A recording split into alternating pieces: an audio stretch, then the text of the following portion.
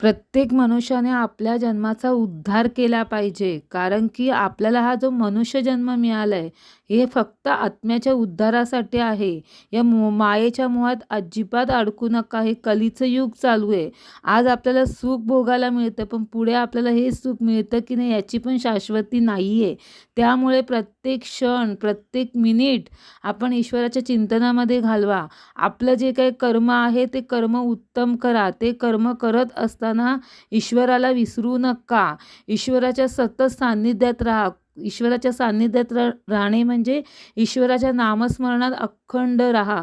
कोणाला तन, मन, काया, वाचाने दुखवू नका.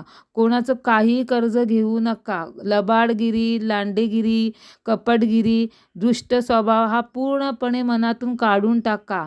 आपल्या आत्म्याचा कसा उद्धार होईल आणि आपल्याला पुण्य कसं प्राप्त होईल याचा विचार केला पाहिजे. म्हणजे जेणेकरून मृत्यूनंतर आपल्याला चांगला लोक मिळाला पाहिजे. या जन्म मृत्यूच्या फेऱ्यात आपण अडकलो नाही पाहिजे. कारण की कलीचं युग आहे.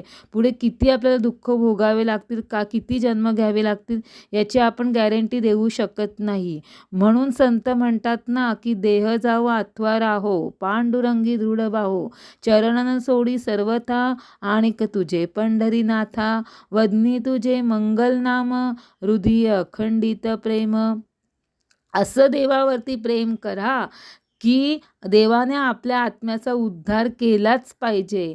देवाने आपल्या प्रत्येक संकटात आपल्याला मदत केलीच पाहिजे. मग त्यासाठी आपलं कर्म चांगलं पाहिजे आणि आपलं कर्म चांगलं करून ते कर्म ईश्वराला अर्पण करा आणि त्यानंतरचं जे तुमचं जीवन आहे ते आत्म्याच्या उद्धारासाठी वापरा आणि त्यानंतर कोणाचंही मन दुखवू नका.